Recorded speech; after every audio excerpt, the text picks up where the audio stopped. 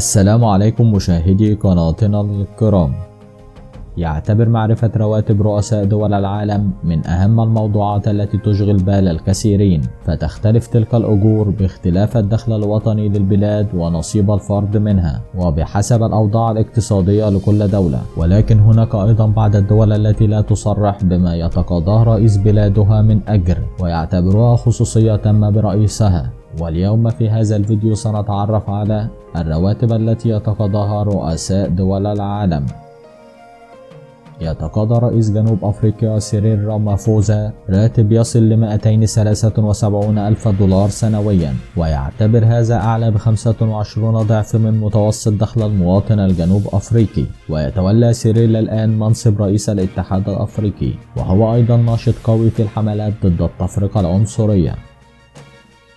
يتقاضى مستشار النمسا سيباستيان كورز راتب يصل ل 328 ألف دولار سنويا، بينما يبلغ نصيب الفرد من الناتج الإجمالي حوالي 45 ألف دولار. ويعتبر هو أصغر رؤساء العالم، فقد أنهى دراسته السنوية عام 2004، وأول منصب سياسي له كان رئيس لحزب الشباب في مدينة فيينا.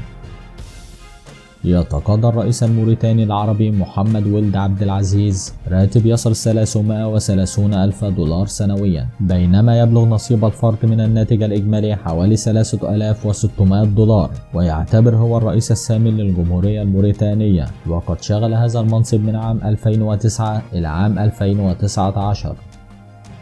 تتقاضى رئيسة وزراء نيوزيلندا جاسيندا أردرن راتب سنوي يصل لحوالي 340 ألف دولار، بينما يصل نصيب الفرد من الناتج الإجمالي حوالي 35 ألف دولار. وتعتبر هي رئيسة وزراء نيوزيلندا ال40، وعند توليها المسؤولية في عام 2017 كانت هي أصغر رئيس وزراء في العالم أجمع، وكان عمرها في وقتها 27 عاما.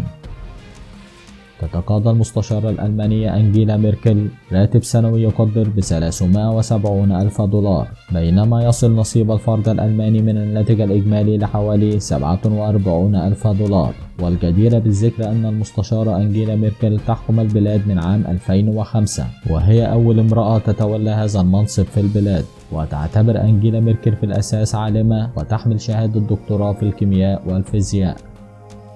يتقاضى رئيس وزراء استراليا سكوت موريسون راتب سنوي يصل ل 378 ألف دولار، بينما يصل نصيب المواطن الأسترالي من الناتج المحلي ل 46 ألف دولار، وهذا على عكس الرؤساء السابقين لاستراليا الذين كانوا يتقاضون راتب أقل من ذلك.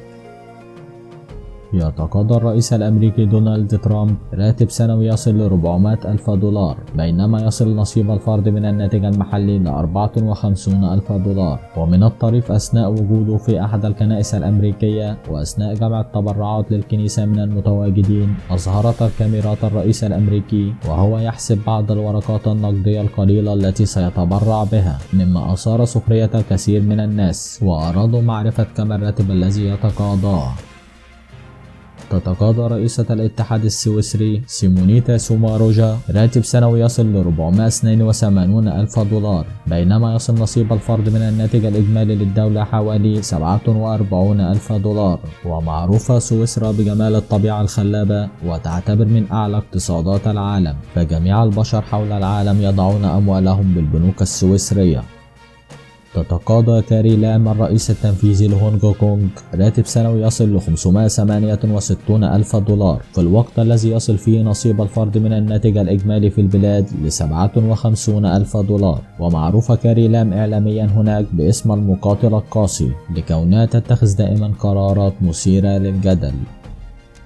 يتقاضى رئيس وزراء سنغافورة لي هيسين لونغ راتب سنوي يصل ل 1,610,000 دولار أمريكي، بينما يصل نصيب الفرد من الناتج الإجمالي المحلي ل 86 ألف دولار. ويعتبر هذا أكثر من 20 ضعف من نصيب الفرد في الناتج المحلي للدولة. وتعتبر الحكومة هناك أن هذا الراتب الضخم يعتبر ميزة للرئيس حتى يكون معه الكثير من المال ولا أحد يستطيع شراء ذمته. ولا ننسى أن تكلفة الحياة في سنغافورة مرتفعة كثيرا، فهي واحدة من أغلى المدن في العالم. شكرا لكم مشاهدي قناتنا الكرام، وإلى اللقاء.